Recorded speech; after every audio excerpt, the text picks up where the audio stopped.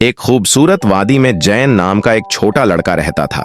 वह बहादुर था और मुहिम जोई से मोहब्बत करता था।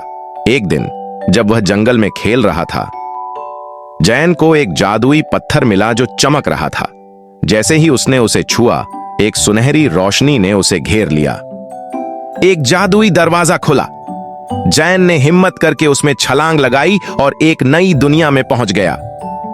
यह दुनिया आम दुनिया से बिल्कुल मुख्तलिफ थी।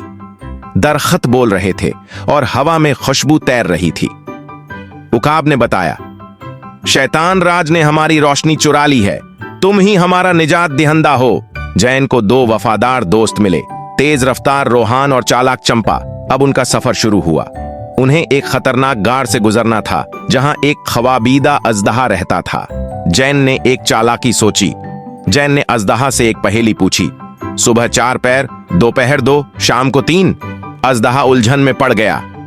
खतरनाक पुल पर शैतान राज के चीलों ने हमला कर दिया। रोहान ने अपनी तेज रफ्तार से उन्हें चकरा दिया। आखिरकार वह शैतान राज के किले के सामने पहुंच गए। दरवाजे खुद ब खुद खुल गए, जैसे वह उनका इंतजार कर रहे हों। शैतान राज ने धमकाया, तुम एक छोटे से कीड़े की मानिंद हो। मगर जैन डरा नहीं। जैन ने जादुई पत्थर को बुलंद किया। अंधेरे के आगे रोशनी हमेशा जीतती है। पूरी दुनिया में खुशियां फैल गईं, दरख्तों ने फूल बरसाए और उकाब ने जैन का शुक्रिया अदा किया। विदा का वक्त आ गया।